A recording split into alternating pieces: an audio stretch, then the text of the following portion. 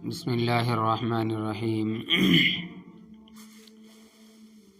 الحمد للہ وکفی وسلام علی عبادہ الذین اصطفی اما بعد فاعوذ باللہ من الشیطان الرجیم بسم اللہ الرحمن الرحیم شہر رمضان الذی انزل فیہ القرآن سبحان ربک رب العزۃ عما یصفون وسلام علی المرسلین والحمد للہ رب العالمین اللہم صلی علی سیدنا محمد وعلی آل سیدنا محمد وبارک وسلم اللہم صلی علی سیدنا محمد وعلی آل سیدنا محمد وبارک وسلم اللہم صلی علی سیدنا محمد وعلی آل سیدنا محمد وبارک وسلم۔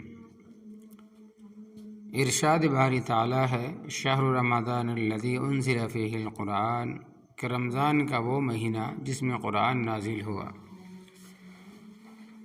رمضان کا لفظ رمضان سے نکلا ہے، اس کے لفظی معنی تیزی اور شدت کے ہیں۔ جیسے عربی میں کہتے ہیں کہ رمض یومنا اے اشتد حرہ، کہ آج تو بہت زیادہ گرمی ہے۔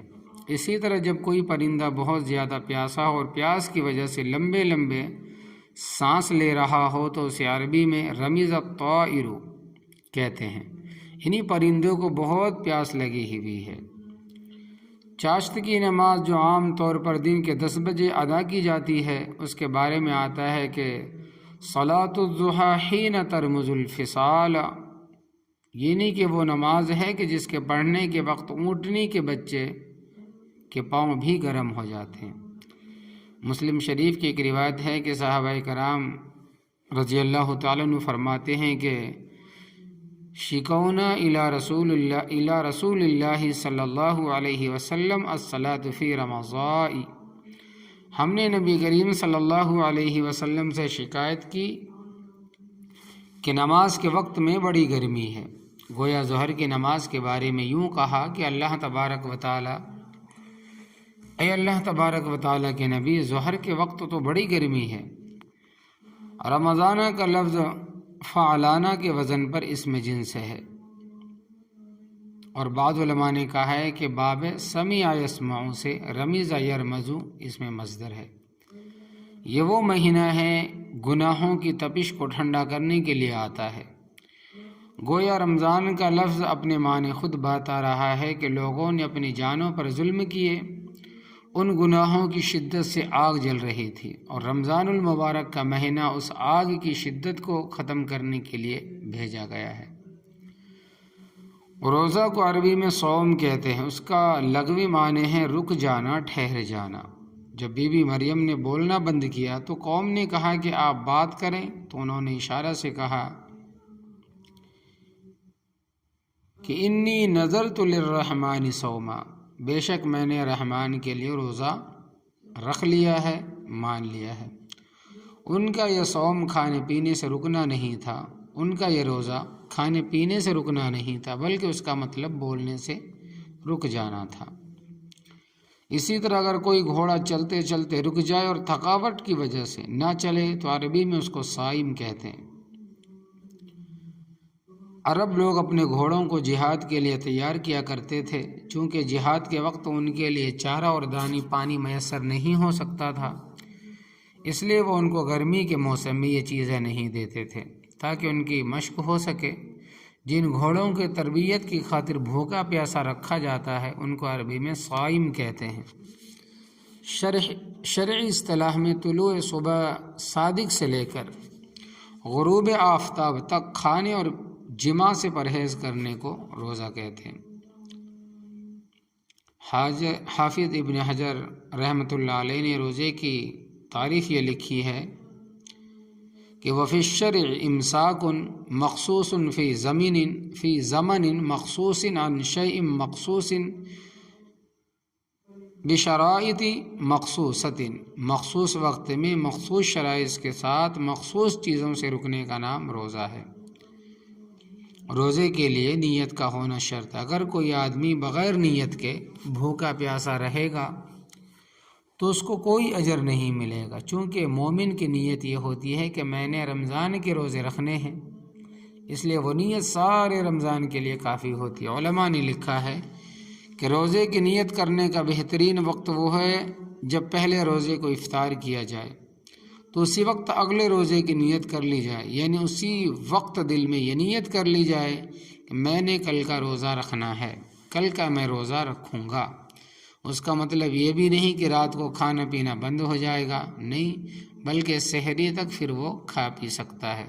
صرف نیت کر لے کل کے لیے کہ کل میں انشاءاللہ تبارک و تعالی روزہ رکھوں گا۔ یہ وہ مہینہ ہے جس کی پہلی رات میں جنت کے دروازوں کو کھول دیتے ہیں۔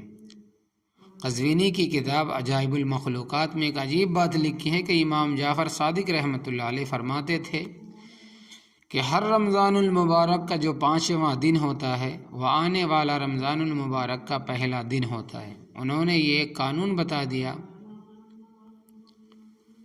وہ فرماتے ہیں کہ اس بات کو 50 سال تک ہر رمضان المبارک میں دیکھا گیا اور اسے ٹھیک پایا گیا۔ آج دنیا سائنسدان بنتی پھرتی ہے۔ دیکھیں ہمارے مشائخ نے، ہمارے بڑوں نے، ہمارے اکابر نے، ہمارے اسلاف نے، ہمارے بزرگوں نے کیسی کیسی باتیں بتا دی۔ آپ بھی اس چیز کو آزما کر دیکھ لیجئے کہ اس رمضان المبارک کا 5واں دن تھا، وہی آئندہ رمضان المبارک کا پہلا دن ہوگا۔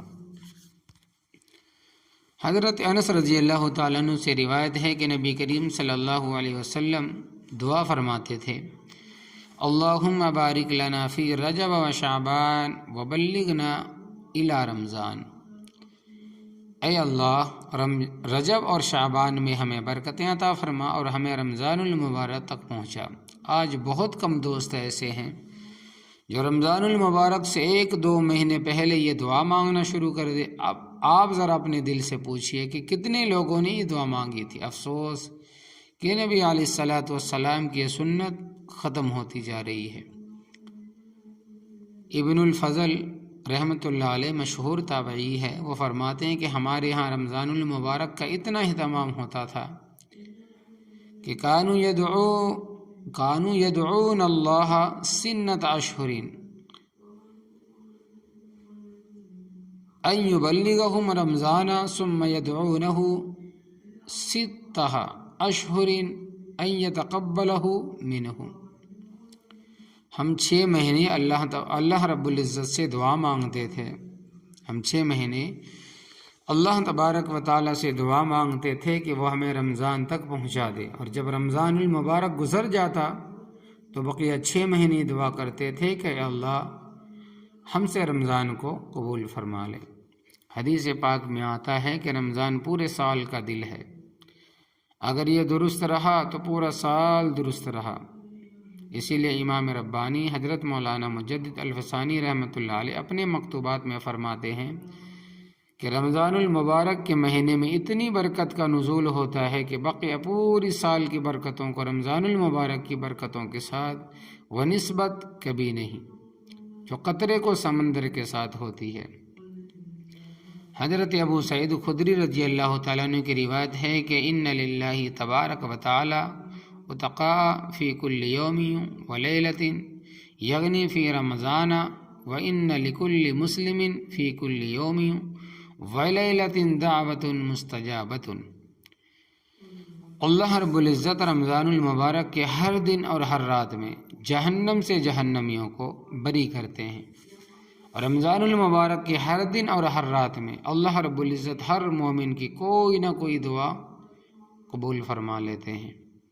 ابھی ہم لوگوں پر منحصر ہے کہ ہم اللہ رب العزت سے کتنا مانگتے ہیں۔ قبولیت کا اشارہ دے دیا گیا ہے۔ ہمیشہ مانگنے والوں کو اپنے دامن کو چھوٹا ہونے کا شکوہ رہا ہے، مگر دینے والے کے خزانے بہت بڑے ہیں۔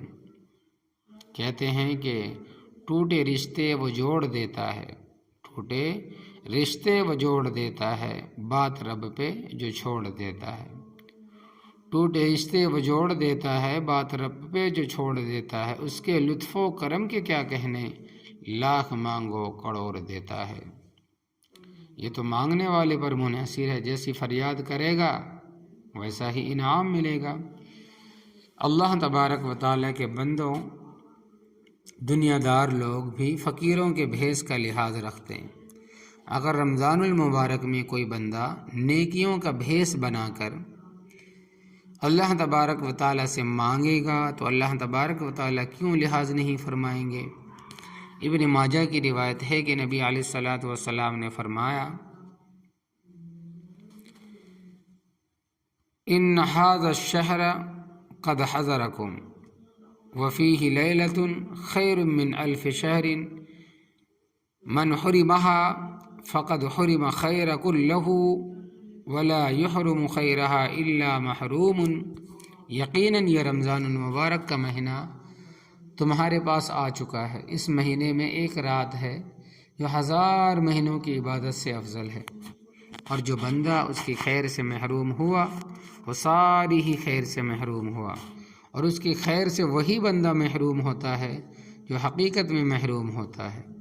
ایک مرتبہ نبی علیہ الصلاۃ والسلام نے ارشاد فرمایا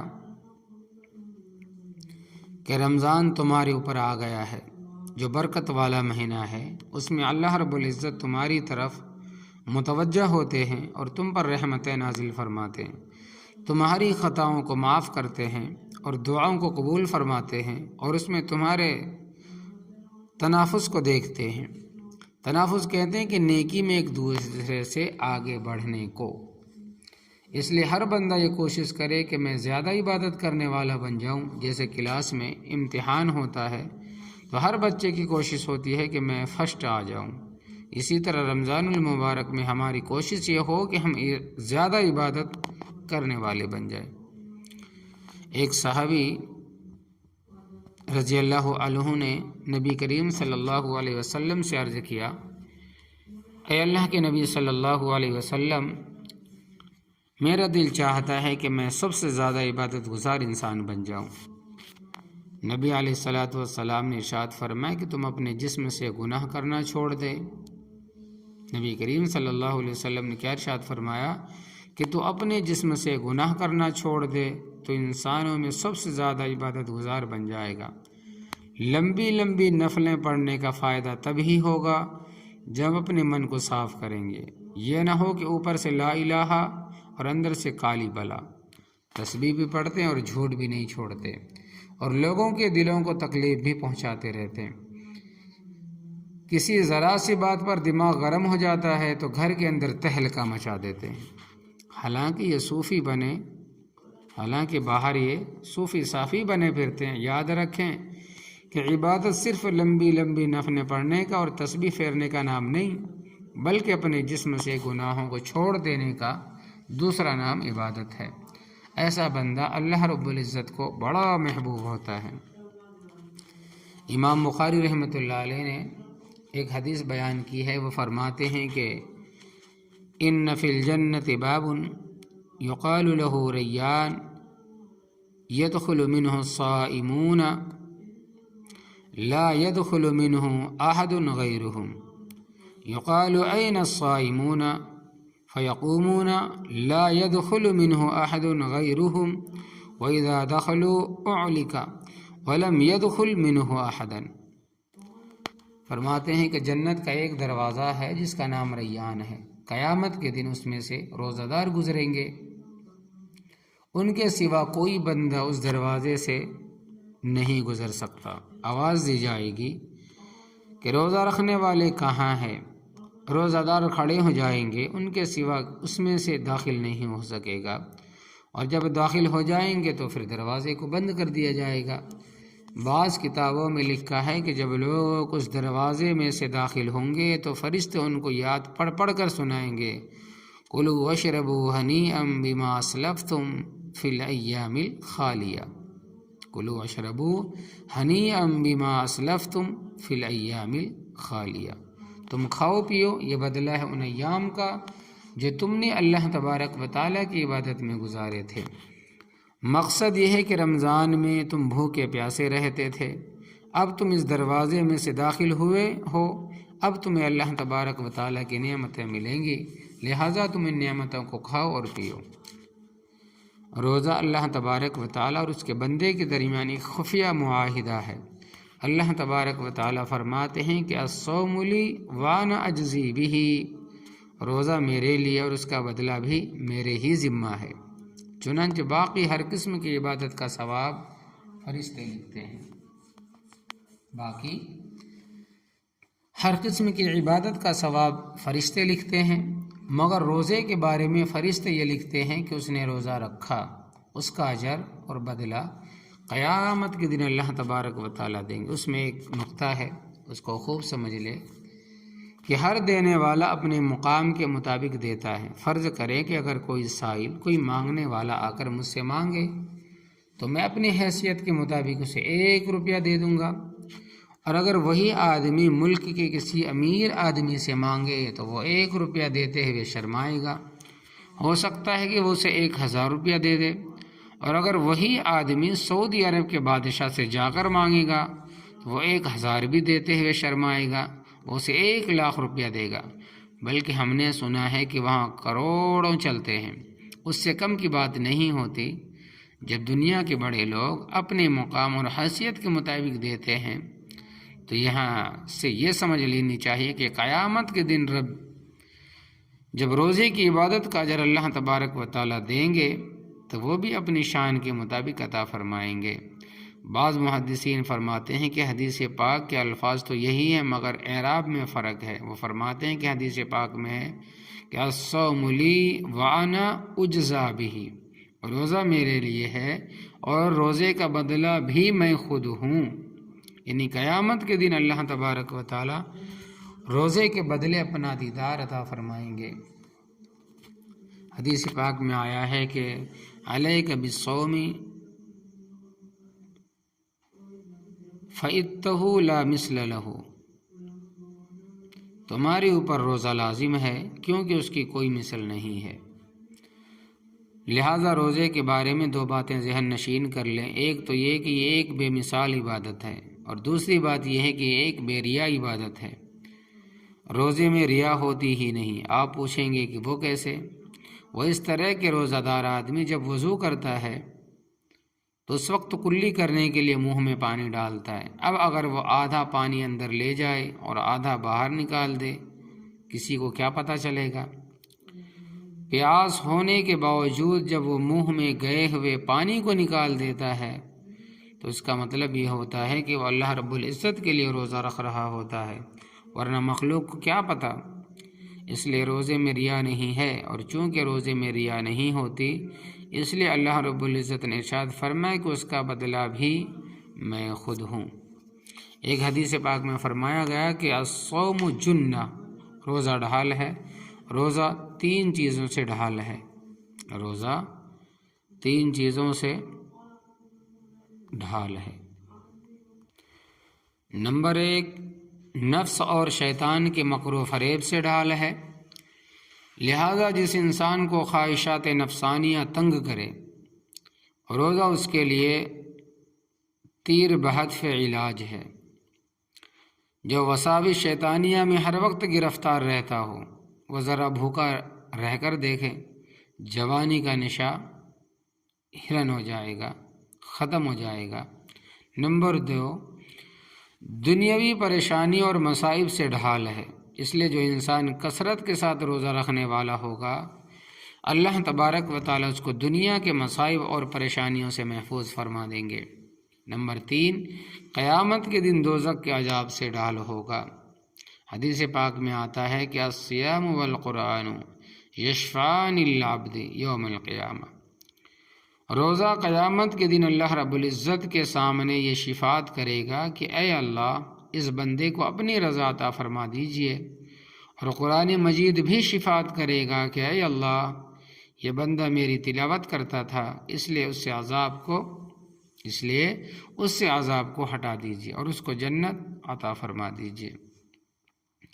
حضرت مجدد الفسانی رحمۃ اللہ علیہ فرماتے ہیں کہ رمضان المبارک انسان کے آنے والے سال کا ایک نمونہ ہوتا ہے، اس لیے جس بندے نے جمعیت کے ساتھ، یکسوئی کے ساتھ، دل جمعی کے ساتھ رمضان المبارک گزارا اس کا آنے والا سال بھی جمعیت کے ساتھ گزرے گا، اور جس کا رمضان المبارک تفرقے کے ساتھ گزرا، اس کا آنے والا سال بھی تفرقے کے ساتھ گزرے گا۔ اس کی مثال یوں سمجھے کہ جو آدمی چاہتا ہے کہ مجھے تہجد کی پابندی نصیب ہو، وہ رمضان المبارک میں پورا مہینہ تہجد کی پابندی کر لے، آنے والے سال میں اللہ رب العزت اپنی مدد فرمائیں گے اور اس کو تہجد کا دوام عطا فرمائیں گے۔ اگر کسی کو یہ شکوہ ہے کہ میری آنکھ میرے قابو میں نہیں ہے، تو وہ تجربہ کر کے دیکھ لیں، وہ پورا رمضان المبارک اپنی نظروں کی حفاظت کر لے تو اللہ رب العزت اسے آئندہ پورے سال میں نگاہوں پر کنٹرول عطا فرمائیں گے۔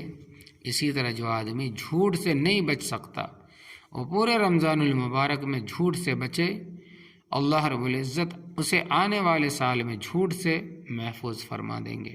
گویا جس طرح اپنا رمضان المبارک گزاریں گے، ہمارا آنے والے سال اسی طرح گزرے گا۔ پورا رمضان المبارک باقاعدگی سے تلاوت کرے، اللہ تبارک و تعالی آنے والے سال میں باقاعدگی سے تلاوت کرنے کی توفیق عطا فرما دیں گے۔ اور آگے فرماتے ہیں کہ دیکھیں کہ اعتکاف وقوف سے نکلا ہے، اور وقوف کے معنی ہیں جم جانا، بیٹھ جانا، ٹھہر جانا۔ شرعی اصطلاح میں رمضان المبارک کے آخر 10 دن سنت کی نیت کے ساتھ مسجد کے اندر اپنے آپ کو پابند کر لینا اعتکاف کہلاتا ہے۔ البتہ اس دوران انسان اپنی حوائج ضروریہ وضو وغیرہ کے لیے مسجد سے باہر جا سکتا ہے۔ اعتکاف کا اصل مقصد اللہ رب العزت کے در کی چوکھٹ کو پکڑ کر بیٹھ جانا ہے۔ آپ جانتے ہیں کہ جو سخی لوگ ہوتے ہیں ان کا دروازہ بند ہوتا ہے، تو فقیر لوگ وہاں پر ڈیرا لگا لیتے ہیں۔ ان کو پتہ ہوتا ہے کہ یہ دروازہ بند نہیں رہ سکتا، یہ ضرور کھلے گا، اور جب کھلے گا اور میں سامنے ہوں گا تو ضرور کچھ ملے گا۔ اسی طرح معتکف بھی، اعتکاف کرنے والا بھی اللہ رب العزت کی رحمت کے دروازے کے سامنے امید لگا کر بیٹھ جاتا ہے۔ ان راتوں میں شب قدر تلاش کرنی ہوتی ہے۔ اب یہ نیت کرے کہ ہم ان 10 دنوں میں اللہ رب العزت کی محبت، اس کا قرب اور اس کی رضا حاصل کرنے کے لیے یہاں آئے ہیں۔ سید عائشہ رضی اللہ تعالی عنہا فرماتی ہیں کہ کان رسول اللہ صلی اللہ علیہ وسلم یجتہد فی العشر الاواخر ما لا یجتہد فی غیرہ۔ نبی علیہ السلام رمضان المبارک کے آخر عشرے میں اتنا مجاہدہ فرمایا کرتے تھے کہ اتنا مجاہدہ سال کے دوسرے حصوں میں نہیں کرتے تھے۔ بخاری شریف کی روایت ہے کہ ام المؤمنین حضرت عائشہ رضی اللہ تعالی عنہا فرماتی ہیں کہ جب آخری عشرہ داخل ہوتا تو نبی کریم صلی اللہ علیہ وسلم اپنے آزار کو کس کر باندھ لیتے تھے، یعنی اپنے لنگی کو کس کر باندھ لیتے تھے، راتوں کو جاگ کر گزار دیتے تھے اور راتوں میں اپنے اہل خانہ کو بھی جگاتے تھے۔ یہ سب کچھ تعلیم امت کے لیے تھا، اسی لیے حدیث پاک میں آیا ہے کہ من قام لیلۃ القدر ایمانا و احتسابا غفر له ما تقدم من ذنبہ۔ جو شخص لیلۃ القدر میں ایمان کے ساتھ اور ثواب کی نیت سے عبادت کے لیے کھڑا ہوا، اس کے پچھلے تمام گناہ اللہ تبارک و تعالی معاف فرما دیتے ہیں۔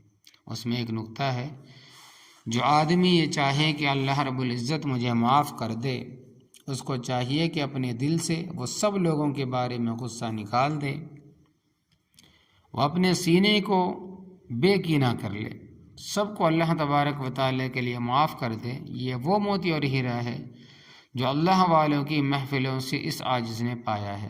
جو آدمی ان آخری راتوں میں جاگ کر عبادت کرے اور اپنے سینے سے سب کے بارے میں غصہ نکال دے، کینے کو نکال دے، حسد کو، بغض کو، جلن کو، تو روز محشر اللہ رب العزت اسی کو بہانہ بنا کر معاف فرما دیں گے۔ اس لیے یہ وقت آپ کی زندگی کے بڑے ہی قیمتی اوقات میں سے ہے۔ اس وقت کو غنیمت سمجھتے ہوئے آپ اپنے لمحات کو ذکر، عبادت اور تلاوت میں صرف کیجیے۔ مسجد میں رہ کر دنیا کی باتیں کرنا ویسے ہی منع ہے اس لیے اعتکاف کی حالت میں بہت زیادہ پرہیز کیجیے، وقت کو ایسے گزاریں کہ ہر بندے کو اپنی فکر لگی ہوئی ہو، یہ نہ ہو کہ لوگ عبادت کر رہے ہوں تو میں بھی عبادت کروں، اور جب لوگ سو جائیں تو میں بھی سو جاؤں، نہیں، بلکہ ہر ایک کا ایک ظرف ہے اور ہر ایک کی اپنی ہمت ہے، اس میں خوب ہمت لگائیں۔ البتہ جو اجتماعی اعمال ہے، مثلا جب بیان یا تعلیم کا وقت ہو، اس میں پابندی کرنا ضروری ہوگا۔ اس سلسلے میں ہم نے ایک نظام الاوقات بنا دیا ہے، انشاءاللہ تبارک و تعالی اس محفل کے آخر میں وہ نظام الاوقات تقسیم کر دیا جائے گا، آپ اس کو اپنے پاس رکھیں اور اس کے مطابق وقت کی پابندی کریں۔ یہ نہ ہو کہ جب بیان کا وقت ہو اس وقت آپ سو جائیں، اور جب سو جانے کا وقت ہو اس وقت آپ تبادلہ خیالات فرمائیں۔ اگر آپ اس نظام الاوقات کی ترتیب سے چلیں گے تو فائدہ ہوگا۔ اتنی بات عرض کرنا ضروری سمجھتا ہوں کہ آپ آج اپنے دلوں کی کیفیت دیکھ لیجئے، اگر زندگی رہے تو جب اعتکاف سے اٹھ کر جانے لگیں تو اس وقت بھی آپ دل کی کیفیت کو دیکھ لیجئے گا۔ یہ ہمارے مشائخ کی نسبت کوئی کچی چیز نہیں ہے، بلکہ ایک پکی ٹھوس چیز ہے۔ ان 10 دنوں میں آپ کو اپنے دل کی حالت میں واضح تبدیلی نظر آئے گی۔ آپ یوں محسوس کریں گے کہ جیسے آدمی کسی دوسرے جہان میں چلا گیا تھا اور بہت عرصے کے بعد دوبارہ اس دنیا میں واپس آیا ہے۔ اللہ والوں کی صحبت کی یہ تاثیر ہوتی ہے کہ دلوں سے دنیا کی محبت نکال دیتے ہیں اور اللہ رب العزت کی محبت دلوں میں بھر دیتے ہیں۔ آپ آداب کے ساتھ یہ وقت گزاریے گا، سادہ سی باتیں ہوں گی، ہم نے کوئی زمین و آسمان کے قلابے نہیں ملانے، کوئی انوکھے مضامین بیان نہیں کرنے، مقصد فقط یہ ہے کہ اپنا وقت بھی اللہ رب العزت کی رضا کے لیے گزر جائے، آپ کا یہاں آنا بھی قیمتی بن جائے۔ آج ایسے بھی لوگ موجود ہیں جو خوب عبادت کرتے ہیں۔ ایک جوان العمر عالم ہے، ان کی داڑھی کے سب بال سیاہ ہیں، کالے ہیں، ان کا اس عاجز سے فرماتے ہیں کہ تعلق ہے۔ وہ پچھلے رمضان المبارک کے بعد فرمانے لگے کہ حضرت الحمدللہ اللہ تبارک و تعالیٰ کی توفیق سے یہ رمضان المبارک ایسا گزرا کہ میں نے ہر دن میں ایک قرآن مجید کی تلاوت مکمل کی، گویا 30 دنوں میں 30 قرآن مجید مکمل کیے۔ ایک صاحب نے لکھا کہ حضرت اس رمضان المبارک میں روزانہ 10,000 مرتبہ کلمہ طیبہ پڑھنے کی توفیق نصیب ہوئی۔ اگر لوگوں کے معمولات آپ حضرات کو بتانے لگوں جو وہ خطوط لکھ کر بتاتے ہیں تو آپ محسوس کریں گے ہم تو کچھ بھی نہیں کر رہے۔ یہ لوگ اس وقت بھی اسی دنیا میں ہیں، ان کے لیے بھی 24 گھنٹے کا ہے، ان کے بیوی بچے بھی ہیں، کاروبار بھی ہے، ضروریات بھی ہے، بیماریاں بھی ہیں، لیکن اس کے باوجود وہ رمضان المبارک کماتے ہیں۔ ہم اگر پچھلے 20 دنوں میں کچھ نہیں کر سکے تو کوئی بات نہیں، اللہ رب العزت نے جو 10 دن عطا فرمائے ہیں ان 10 دنوں کو قیمتی بنانے کی کوشش کیجیے گا۔ جو دوست احباب اپنے کاروبار یا ملازمت یا کسی وجہ سے سنت اعتکاف میں نہیں بیٹھ سکے، ان کو چاہیے کہ وہ نفل اعتکاف کی نیت سے مسجد میں رہیں، یہیں سے وہ کپڑا بدل کر دفتر جائیں اور وہاں سے سیدھے مسجد میں آ جائیں، اس طرح ان برکتوں سے ان کو بھی حصہ مل جائے گا۔ آپ دل میں رمضان المبارک کا احترام رکھیں، آپ اپنے دل میں رمضان المبارک کا احترام رکھیں، عزت رکھیں۔ اللہ رب العزت کو رمضان المبارک کا احترام بہت زیادہ پسند ہے۔ نزہۃ المجالس میں ایک واقعہ لکھا ہے کہ ایک مجوسی تھا، یہ وہ وقت تھا جب مسلمان غالب تھے مگر کفار ان کے درمیان رہتے تھے۔ ایک مرتبہ مجوسی کے بیٹے نے رمضان المبارک کے دنوں میں کھانا کھایا۔ جب اس نے کھلے عام کھانا کھایا تو اس کے بیٹے نے یعنی کہ فرماتے ہیں کہ اس مجوسی کو بڑا غصہ آیا۔ اس کے بیٹے نے جب کھلے عام کھانا کھایا بازار کے اندر، فرماتے ہیں کہ وہ بھی، تو اس مجوسی کو بڑا غصہ آیا۔ اس نے اپنے بیٹے کو ڈانٹ ڈپٹ کی کہ تجھے حیا نہیں آتی، شرم نہیں آتی، یہ مسلمانوں کا مقدس مہینہ ہے، وہ دن میں روزہ رکھتے ہیں اور تو دن میں اسی طرح کھلے عام کھائے جا رہا ہے۔ خیر بات آئی گئی ہو گئی۔ فرماتے ہیں کہ اس مجوسی کے پڑوس میں ایک بزرگ رہتے تھے۔ جب اس مجوسی کا انتقال ہو گیا تو ان بزرگ نے اس کو خواب میں دیکھا کہ وہ مجوسی جنت کی بہاروں میں ہے، جنت کے باغیچوں میں ہے، جنت کی ہوائیں کھا رہا ہے اور سیر و تفریح جنت کی باغوں میں کر رہا ہے۔ وہ بڑے حیران ہوئے، اس سے پوچھنے لگے کہ بھائی آپ تو مجوسی تھے اور میں آپ کو جنت میں دیکھ رہا ہوں۔ وہ جواب میں کہنے لگا کہ ایک مرتبہ میرے بیٹے نے رمضان المبارک میں کھلے عام کھانا کھایا تھا اور میں نے رمضان المبارک کے ادب کی وجہ سے اس کو ڈانٹا تھا، تو اللہ تبارک و تعالیٰ کو میرا یہ عمل اتنا پسند آیا کہ موت کے وقت مجھے کلمہ پڑھنے کی توفیق نصیب فرما دی۔ اس طرح مجھے اسلام پر موت آئی اور اب میں جنت میں مزے لے رہا ہوں۔ تو سوچنے کی بات ہے کہ جو بندہ ادب کی وجہ سے بچے کو تنبیہ کرتا ہے، اللہ تبارک و تعالیٰ اس کا یہ عمل بھی پسند آ جاتا ہے۔ جو بندہ اس کا حقیقی معنوں میں ادب کرے گا، اس میں اعمال کو اسی طرح اپنائے گا جیسے اپنانے کا حق ہے، تو اللہ رب العزت اس پر کیوں نہیں مہربانی فرمائیں گے۔ لہٰذا ان 10 راتوں کو زندگی کی قیمتی راتیں سمجھے اور یوں سوچے کہ اللہ رب العزت نے ہمیں اپنے گھر میں لا کر بٹھایا ہے، تو اللہ تبارک و تعالی ہمیں کچھ نہ کچھ دینا چاہتے ہیں، اس لیے ہم مانگے جو ہم مانگنے چاہتے ہیں۔ آپ رمضان المبارک کی مثال یوں سمجھے کہ جیسے بینک کی چیک بک ہوتی ہے، اللہ تبارک و تعالی نے گویا ہمیں 3 چیک والی چیک بک دی ہے کہ تم اس کے اندر جتنا چاہو رقم لکھ لو، وہ تمہارے لیے آخرت میں جمع ہوگی۔ کچھ لوگ ایسے ہیں جنہوں نے خالی چیک بھیج دیے اور بعضوں نے کچھ بھی نہیں لکھا، ان کے دن ایسے ہی دن گزرے اور کئی ایسے ہوں گے جو 1 لاکھ لکھیں گے، کہ 1 ملین بھی لکھیں گے، کوئی بلین لکھیں گے، ہر کوئی اپنی اپنی پسند اور نصیب کے مطابق لکھے گا۔ ہمارے 20 چیک جمع ہو چکے ہیں اور 10 چیک باقی ہے۔ ان چیکوں پر لکھنا ہمارا کام ہے، جتنی رقم لکھیں گے آخرت کے زمانے میں اتنی ہی نیکیاں جمع ہوتی جائیں گی۔ اس لیے ان دنوں اور راتوں کو خوب عبادت میں گزاریے، دل میں یہ نیت رکھیے کہ اے اللہ میں آپ سے آپ ہی کو چاہتا ہوں،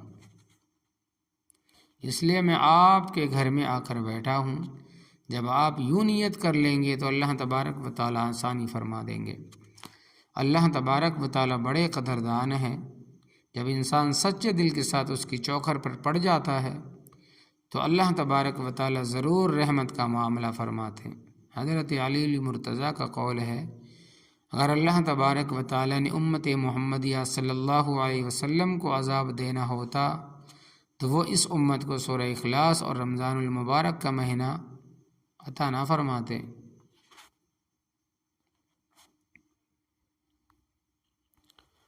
رمضان المبارک اور حضرت یوسف علیہ السلام کی باہمی نسبت۔ ہمارے مشائخ نے فرمایا ہے کہ رمضان المبارک کو باقی مہینوں کے ساتھ وہ نسبت ہے جو حضرت یوسف علیہ السلام کو اپنے بھائیوں کے ساتھ تھی۔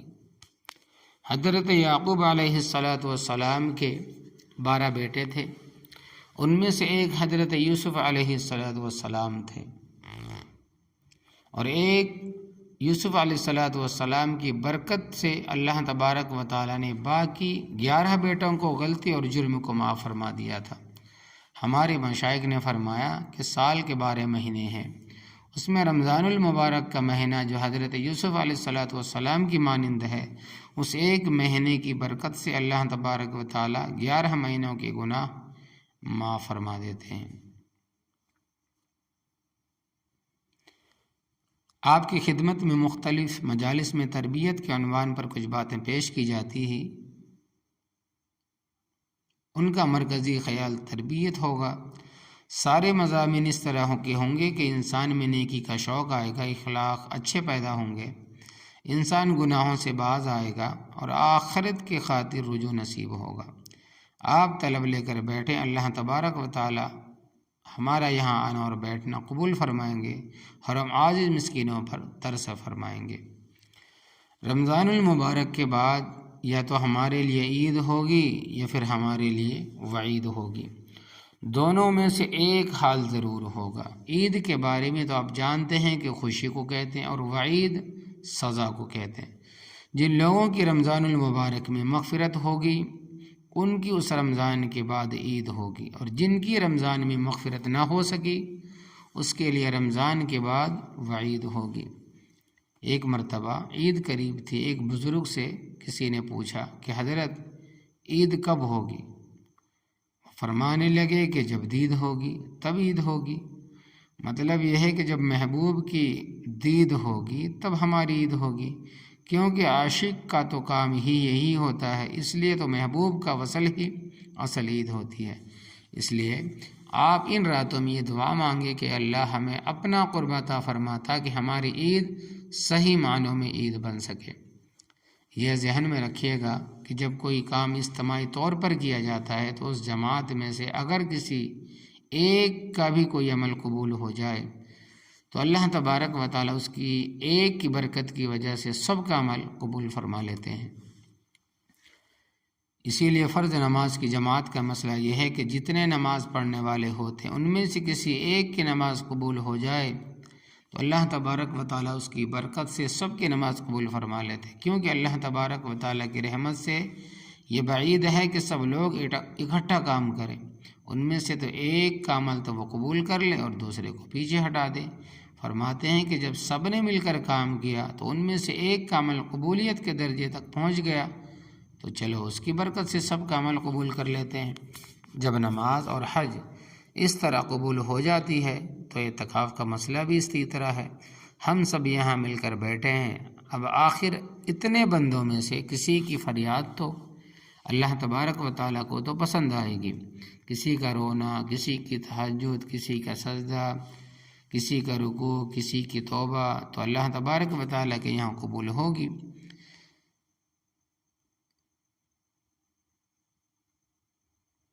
جس کا بھی کوئی عمل قبول ہوگا اس کی برکت سے اللہ تبارک و تعالی ہم عاجز مسکینوں کے اعتکاف کو بھی قبول فرما لیں گے۔ اس لیے آپ حسن ظن کے ساتھ بیٹھنے کا ارادہ فرما لیں کہ میں جو یہاں بیٹھا ہوں پس مجھے اللہ تبارک و تعالی نے کچھ نوازنے کے لیے یہاں پہنچا دیا ہے۔ میرا کام ہے اس وقت کو عبادت کے ساتھ گزارنا، اور اللہ رب العزت میرا یہ اعتکاف ضرور بالضرور قبول فرمائیں گے اور اسے میرے لیے آخرت میں نجات کا سبب بنائیں گے۔ اللہ رب العزت سے دعا ہے کہ وہ ہمیں اپنے پابندی کے ساتھ ان مجالس میں بیٹھنے کی توفیق عطا فرمائے اور ہماری اصلاح فرما دے۔ ہم سب جس مقصد کے لیے یہاں مل کر بیٹھے ہیں وہ یہ ہے کہ ہم سب اپنی اصلاح چاہتے ہیں، اس لیے دل میں اپنی اصلاح کی نیت کر لیجئے، کیونکہ انسان اللہ تبارک و تعالیٰ سے جو امید لگاتا ہے اللہ تبارک و تعالیٰ اس امید کو پورا فرما دیتے ہیں۔ دعا ہے کہ اللہ رب العزت اس اعتکاف کو ہماری اصلاح کا ذریعہ بنائے، ہمارے دلوں میں اپنی محبت پیدا فرمائے اور ان 10 دنوں میں ہمیں لیلۃ القدر کی عبادت کا شرف بھی نصیب ہو جائے، آمین یا رب العالمین۔ وآخر دعوانا الحمد للہ رب العالمین۔